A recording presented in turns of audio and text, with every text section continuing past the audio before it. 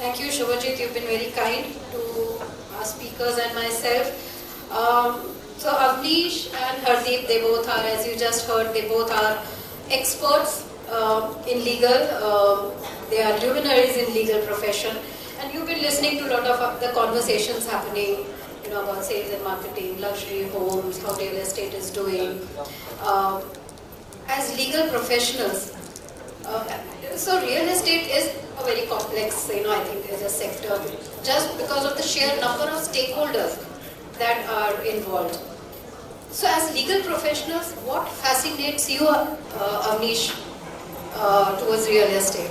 What fascinates you about real estate? First of all, I must compliment. I think the panels have been excellent. It's been great sessions. We've learned a lot. And I think this is the beauty of real estate. Real estate for me really happened by chance. I was training to be a trade lawyer when I was at London School of Economics. I went to WTO in Geneva, worked there for a year. Came back, joined the trade law practice at Arunachal. That is when the floodgates for real estate was opening in 2006. Press note 2 came, liberalization happened. Mr. Shaw drafted me and his team to be on the real estate side, and as they say, rest is history. I think what really fascinates me about real estate is, and why I took to it like house on fire, was it is something that touches everyone's life. I always feel that I'm playing a role in people's dream, right? Being the developer who is trying to go out and develop with a vision, a community, a building, an iconic building. Similarly, say a customer who is going and buying his first house, or maybe a luxury house that they are buying. So, or a manufacturing unit, right? When they go and acquire a factory for themselves. An IT, an office, everybody wants a nice office. So I think because it touches everyone's life, it is so common, it really fascinates me.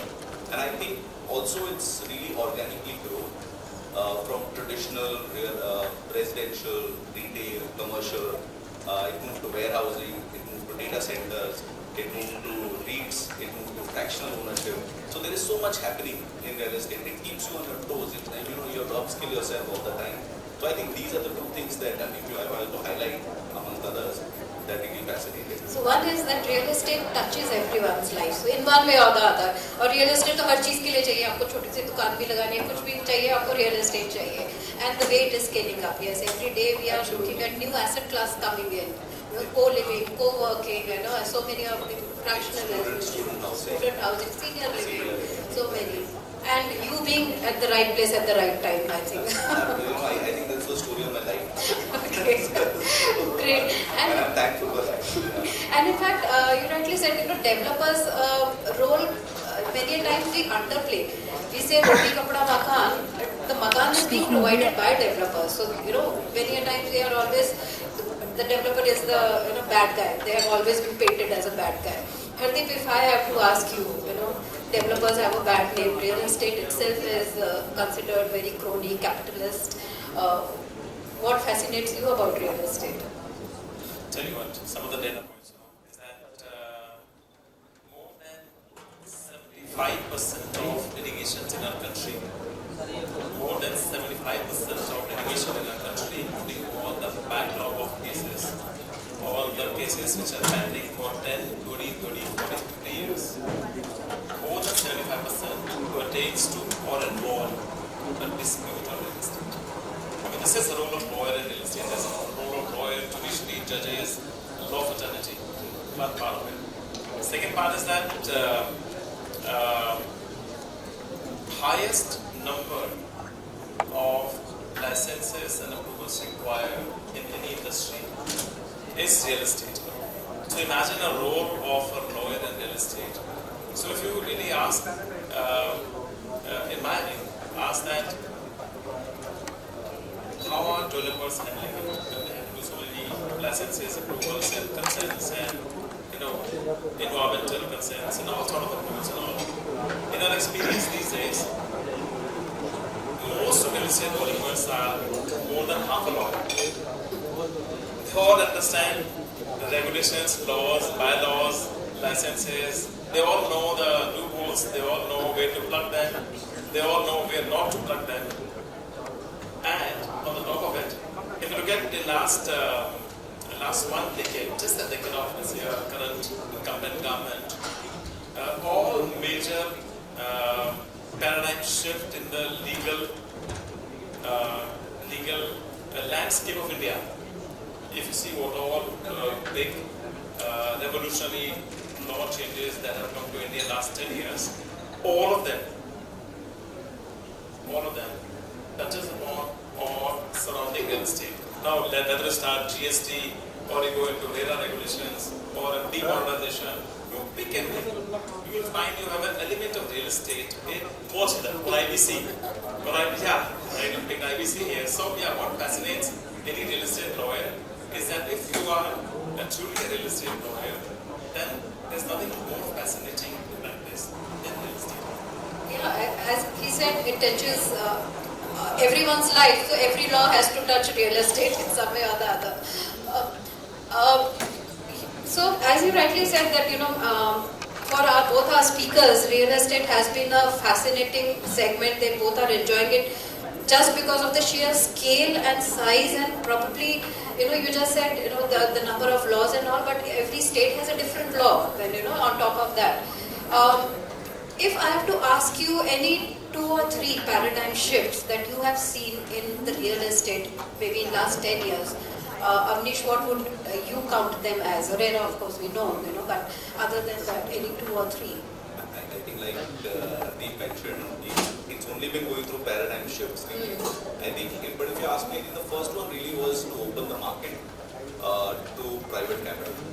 Because I think in any developing country, without private capital, it is very difficult to build the scale, build the quality, bring in the technology or the know-how. And I think the second paradigm shift really is, I think, to even on the government side, the fact that there were policy reforms, the fact that government wanted to come out with affordable housing for all, they came out with interesting schemes, they came out with airports, infrastructure, all of this is only facilitated. So if you actually look at our economies, see China's, say America, in 1950s, 60s, government started spending. Then the private capital started coming in. And then after 40 years, they sort of led. China, 90s, government started spending, private capital started coming. And I think in India, we have seen so much government push on the infrastructure sector. And again, real estate is one of the core industries which also benefits from everything else that happens around it. So I think even the government's idea to realize real estate and to control it. And I think the third really is also, if you look at how the courts have played a role in the last 5 years, right? Whether it's the IBC, whether it's RERA, the implementation has been seen. So I think all of this really has gone towards sort of, refining the real estate sector. So these are the shifts that I've sort of personally seen. Because it was making the homeowners part of IBC, realizing them that they are also stakeholders. That was one thing. So one, you said the government push, definitely coming from there. The second is the private capital coming, and then the regulatory reforms that we are seeing, the courts playing their very major role happening. Hardeep, if I were to ask you, how from real estate from then to today. I want to say that I'm sure you guys heard of the Sagar Manthan. Okay, when Sagar Manthan happens, when the Sagar Manthan started, it was started for the search of negative, both gods and the demons, the cousins and brothers, they were looking for nectar to be immortal, right? But when the Manthan started, the first thing that came out was nothing but halal. The poison that would have killed the whole Brahman, but thanks to Shivji Maharaj, he just took it himself and saved the Brahman here. So this is where we are when, as picked up by Avnish, is that when the private capital or a foreign private capital was allowed to be invested in real estate, we had a lot of real estate developers and investors in the country. We used to see even a smallest shopkeeper wanted to become a real estate developer. That was the time.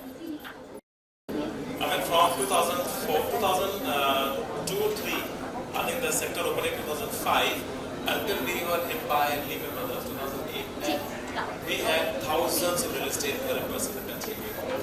There was demand, the country was requiring better housing, the country was requiring better offices. I mean, if you look ourselves, 20 years ago, we did not even have a single retail mall in the city.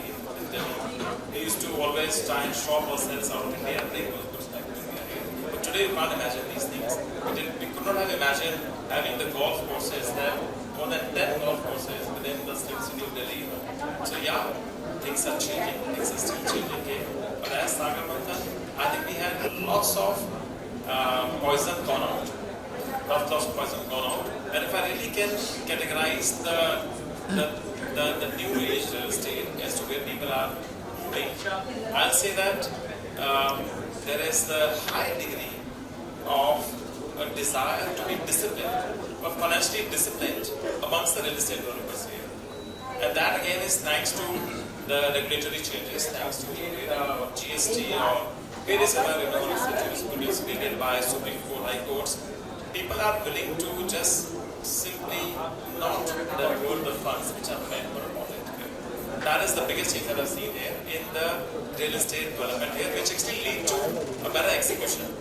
Which leads to basically people getting their houses as they were supposed to be delivered there.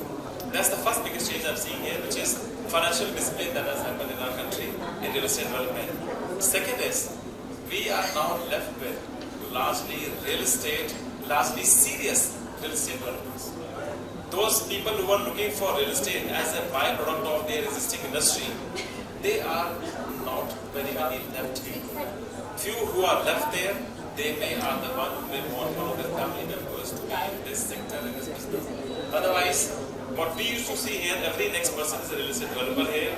Everybody has a land agglomeration. Everybody wants to be in everything. But they never done. Because they thought they only have to come, touch something by last touch here, get that price or that value multiplied by 10, 20, 30, 40 other times. There was no need to deliver. I mean, they could have collected money, diverted them to something else here. That was the scene, which has now changed. I think that's the second biggest change in the city. So financial discipline and consolidation, now fly-by operators. अभी जैसे एक panel में बोला था कि पहले expectation developer से था कि घर बना दे, बस इतना ही एक्सपेक्टेशन है. So now they are expecting more customer service, customer experience. So as we heard in the previous down there, the digitalization. Everybody wants the receipt of their money to be given to them within 24 hours. Correct. Every customer is expecting the documents to be delivered to them within 5 business days. Right. They're not expecting it to be later than that. Right. So those requirements are actually pushing the developers to be more serious. Right. The serious players are there. जैसे पहले अगर मेरे पास land है तो मैं developer बन गया, पैसा है तो मैं डेवलपर बन गया. So that is not happening anymore. Sagar Manthan is already, I think, in the process or getting over. I hope the fish चला गया है अभी. And we are going to see Amrit now. I must say, it's a journey. Sagar Manthan is a journey here for a country like India, which is work in progress. I mean, we all are work in progress here. The way we see our nation, I think we are work in progress. We are doing very well here. But have we achieved that equilibrium? No, we have not achieved that equilibrium. I mean, there are two economics of the city here, so equilibrium is important to achieve in terms of you to come to the next phase of your life, of your country. But yeah, I think we will reach there soon. Correct. Being legal professionals, I have to ask you, what is your unique approach, Avnish, when you towards your real estate clients when they come for whatever legal matters? What's your approach? What's your unique way of dealing with it? I think, like you said, every client wants more, will market more. I think, so I think really it's meeting the expectations of the client. And there is no one solution to a client. The transaction may look similar. So I feel like it's important to understand where the client is coming from, what vision the client has. For instance, if a client is buying a manufacturing unit versus a house for himself, the approach will be very different. The risk appetite will be very different. So it is very important that you align with the client in what is trying to achieve. And then align the team. Sometimes the promoters think way ahead. And there are teams who are, so we have to work with the team. So we act as a bridge. So I think these are the additional sort of things that you have to do for your client. In addition to that, I think value addition, problem solving. It's very easy to pinpoint at issues and say it cannot be done. Like you said, there are so many approvals. Each approval powerful, but you have to actually find solutions for your client, which will then stand the test of government, courts, and time, right? And I think another analogy really is to say when you look at a car, right, you have brake and an accelerator. So the commercial teams are the accelerators. They want to do the deals. They will push you to do the deals. There are times when you have to act as brakes to avoid an accident. And we've had situations where we had to take tough calls and stand with the client. And that may have temporarily made them waver in terms of whether this is the right decision or right call. But I have had clients call me back 6 months later and say, great call, because now I see that project being started. So I think it's really a combination of all of this that goes into client servicing. And of course, their demands keep increasing and you keep upskilling yourself. So it's value addition, it's finding solutions, but also taking hard calls on behalf of the client to show them the right way. Absolutely. I think we'll be doing injustice if we do not point out where we feel something will go wrong. Correct. Hardeep, what's your approach when with your real estate clients? Yeah, no, of course, the principle is that client should hear what he or she ought to hear from a lawyer. Dispassionately ought to hear, not what he or she may love to hear. This is what you need to follow here. But beyond that, I think what is expected today is the domain knowledge and therefore the value addition. And if I give you small reason as to why I'm saying it, if you just do a little bit study as to what went wrong in 2008 when we had subprime crisis, they had Lehman around the world melted down because of the problems in US. What went wrong was, if you do the study here, the first answer will be that those subprime instruments or bonds were created by people who had no domain knowledge of real estate. They were created by the lawyers or the bankers or the people who were in the commercial space and completely unknown to how real estate works. Okay, this is where then terribly went wrong here. They just could not understand as to these instruments cannot even last for a day because the underlying security, it was supposed to be security-backed mortgage securities. Underlying securities were at such a wafer thin margin that they can't even handle the pressure of 0.01% differentiation in the coupon rate. So unless you have the domain knowledge of telling the world that what is holding your security backed by real estate mortgage is something worth beyond what can derive you value in the event of a default, will not work. Therefore, there is a need today to, especially from a lawyers like us, who are not just very technical driven lawyers in real estate, unless you give a client a very commercially driven solution oriented approach to their problem here, it doesn't exist anymore. And if you want to be in existence, you need to find the best business solution with the domain knowledge of the sector here.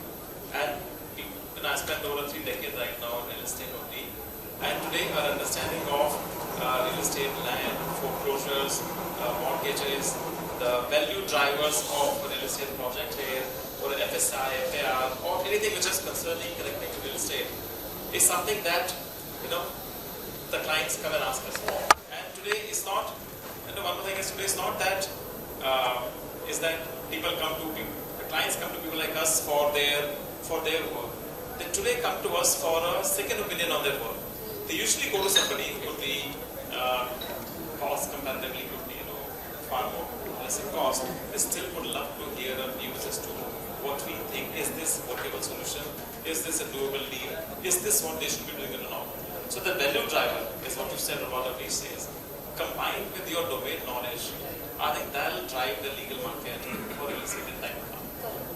Many developers, they have their in-house legal counsel and everything, and as you said, half of them already know the laws and they know the regulations. But again, as Hardeep said, domain knowledge that you hold, and also you guys tell what is ought to be said, not what they want to hear, what they would love to hear, but what they should know. So great. If I have to ask you, one big advice that you would like to give developers? Hardeep, if you want to go first, one big advice that for many developers who are out here, you know.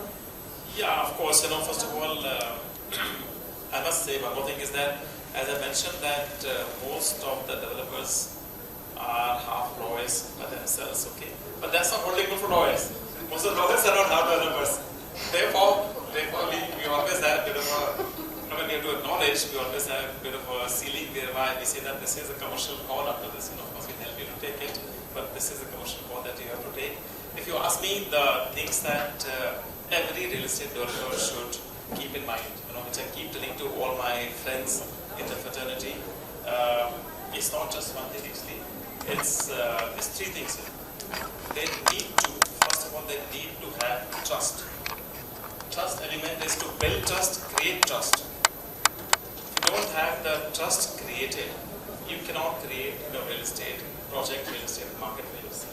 So trust is one big foundation that I always says you have to have that. Among your team, among your partners, among your stakeholders? Yeah, trust. And trust will include your, let's say, respect as well. Trust and respect has to be combination basically. Second key component I'll say, and this is the game which is, it's a long-term game, that's the patience. Patience is equally important in real estate. Real estate cycles are not 1 year stock market cycles.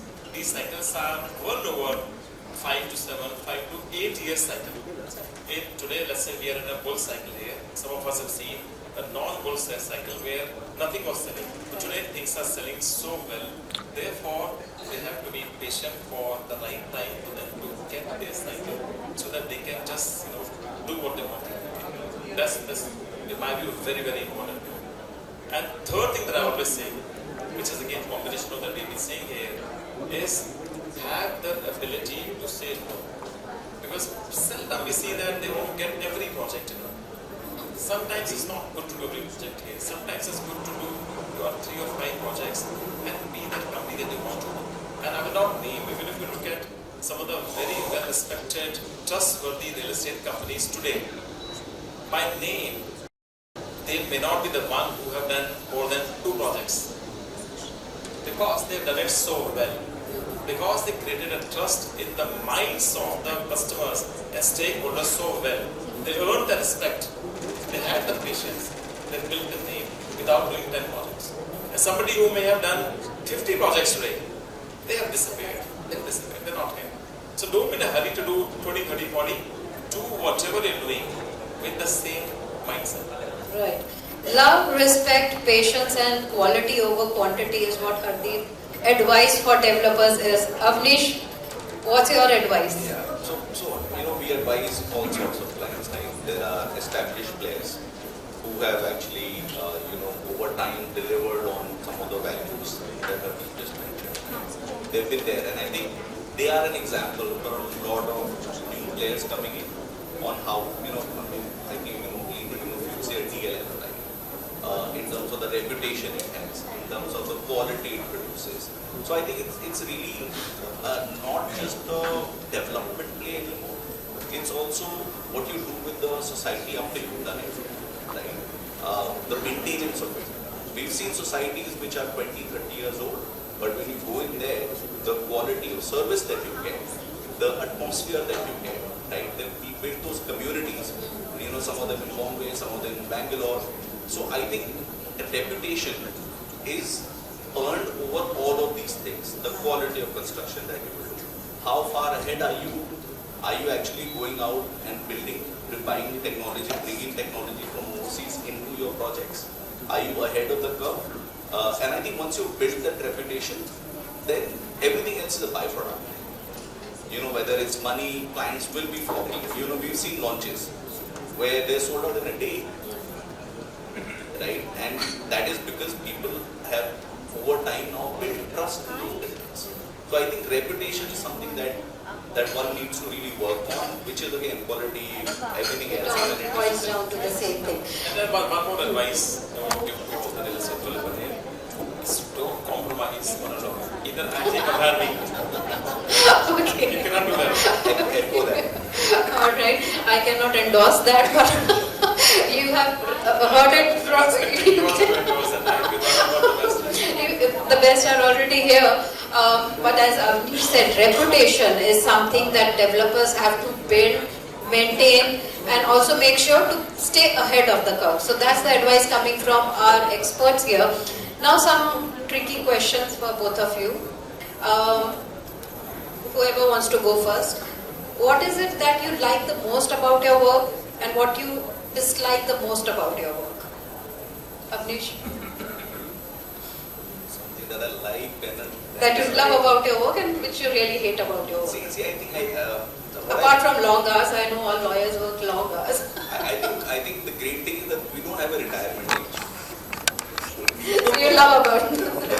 So it can be seen both ways. So I think I've given you an answer which works both Okay. ways. So you love that and you also don't like that. Some of them may or may not like it. Okay. But I think on a lighter note, but otherwise, I think the whole evolution, right? Being part of a dream, contributing, being on your toes, all the regulations coming in, investments. So I think it's really a very enjoyable space to be.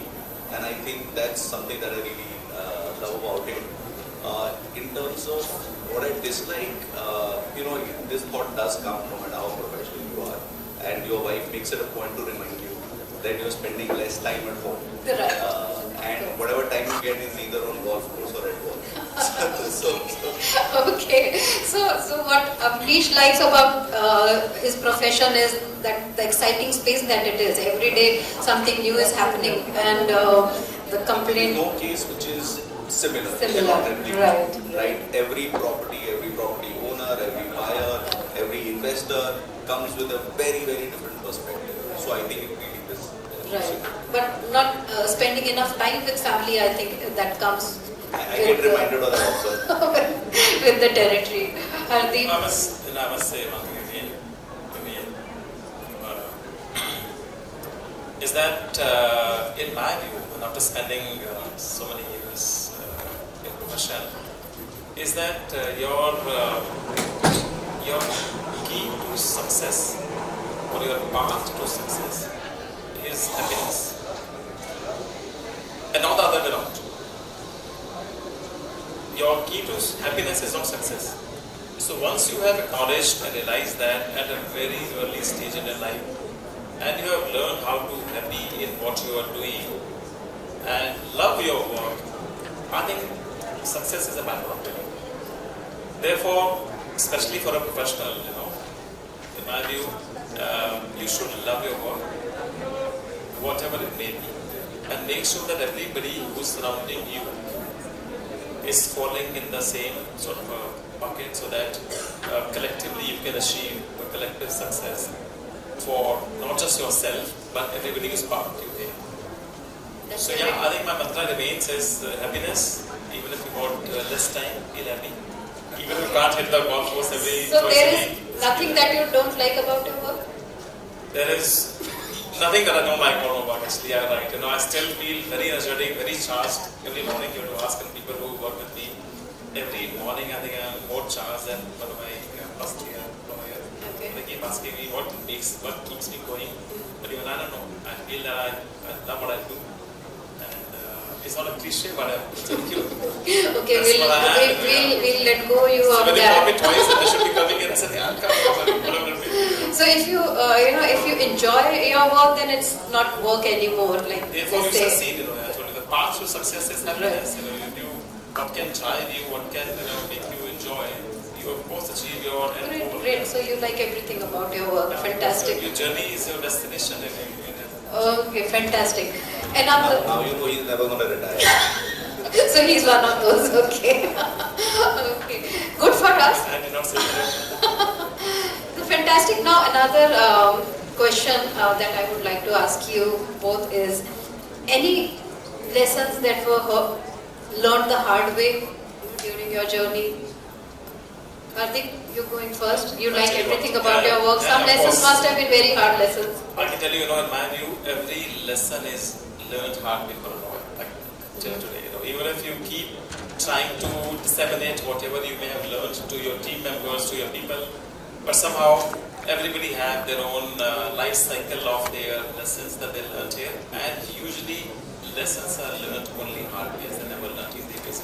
There's no easy way. I mean, you need to have, as well as I feel, you need to have your dedication, commitment, and your hard work so thoroughly into it. I mean, hard work will not work. If you feel that you're working 6 hours and connection will be every small, you need to have that dedication after sending the mail or work to the client. Call him, ask him, has he got the mail or not? Small as you can do it. And then ask him any questions that he has he gotten that or not. And do always go an extra mile. I'm sure you all do that. Go an extra mile here. We go beyond what you think you can do to get the best quality product back to the client here. And these can keep you going for so long as your mind is so active in these things. You know, you can just keep going. So you have had a lot of hard lessons during your journey, right? I had a lot of hard lessons. Because as I told you, see, one more thing I must tell you. I don't know if I mentioned you or not. I joined this firm in 1995. So we had to change my job to figure out what could be harder than this. You know, yeah. I'm sure it is. You know, hard or easy, whatever it may be. Okay, great. So that was quite a open-hearted sharing. Avnish, any hard lessons that you would like to recount here? Like you said, anything that doesn't kill you only makes you stronger. Okay, Right? So, that's right. but of course, I think because we are dealing with people and we are dealing with corporates, the requirements. I think you have to really every transaction teaches you something. Every client is a teacher, and there are lessons everywhere to be learned. And I think there are players, competitors who you have to learn from. So it's not just clients; it's overall. So you have to keep learning those things and keep improving. I think that's Right, even things if go wrong, then how you improvise, how you make it right, Absolutely. learn from something else. Closing this session, it was a fantastic session. I think we could have gone on and on. But one advice, you had given advice for the developers. But a word of advice for the young generation of legal professionals who are considering real estate. Avnish, what would be your advice to those young people? Yeah, see, I think that legal profession as such. And that too in real estate. That to real estate. And I think, generally for legal professionals in corporate law firms doing transactions, there is immense amount of scope. Work's only increasing, more development, more infrastructure, more issues, and not necessarily disputes. Everything is going to grow, right? So there is immense opportunity. Now, for a lot of young lawyers, I think what's disillusioning is the initial few years. And I think that's when a lot of them get disenchanted. So I think stay the course, have that hunger in your belly, and future really is of, that's how I see it, of specialists. If you have, like I think Hardeep mentioned, right, if you have a domain knowledge, whether it's competition law, whether it's IPR, whether it's real estate, everything else is getting commoditized, right? We're looking at AI coming in now. With AI coming in, a lot of tasks, we will not need young lawyers. Because, there is an app where you put an agreement and you say that I need indemnity provisions, I need rest and warranties. Yeah. Within 2 seconds, it's going to give me a page with those provisions. I don't need somebody to go and review it, right? So where the nuances will come, we'll not be able to tell you what the local laws in, say, UP or Haryana, anywhere else say. So I think if you stay the course, hard work, there is no substitute for hard work in our profession. You have to be prepared to be consumed by it. So I think if you do that for the first few years, read judgments, upskill yourself, I think then sky's the limit. Right. Hard work, upskilling and domain knowledge, specialization, जैसे आपने बोला, specialization And patience. का ज़माना है, and obviously you need a lot of patience for that. Hardeep, your advice for the young generation of professionals? I think I've already given that advice, is that you should love what you're doing, and that is the mantra to achieve the success in your professional goals. You should follow that. And having said that, I can tell you with my own experience here is that quality of people in real estate sector in the last 10 years, it has improved drastically. People have taken this sector as their first port of choice. I mean, even if you go to Western world here, best universities are giving you degrees which are the real estate sector, real estate business focused. We have not yet got that in our country. To create that sort of a manpower with that quality here, I think there is a requirement for an institutional push for the sector here, for the quality youngsters to come and be here. Obviously, as it could be in any other sector, when especially in this one, because of the, as I mentioned, extreme level of regulatory environment and complexities of transactions and a need for a domain knowledge.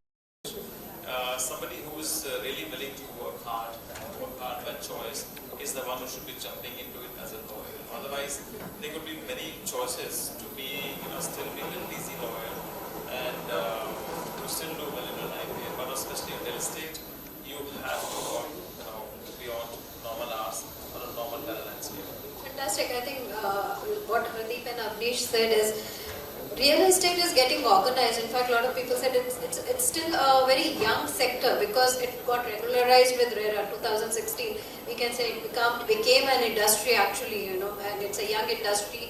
A lot of MBAs are now coming in, they are, as you said, they are taking it as a first choice for their profession, for their sector. And the advice from our speakers for these young people who are joining real estate is be prepared to work hard, have the domain knowledge, have the patience to grow, and then the sky is the limit, because the way real estate is growing, it has immense potential. And for developers, obviously they have already shared their advice, and they have also recommended who are the people you should look for if you are looking for any legal advice. So we have them right here. Thank you so much, Avnish, and thank you so much, Hardeep, for joining us here, sharing those open-hearted advice and comments and opinions with our audience here. Thank you so much for being here and sharing your time with us. Thank you.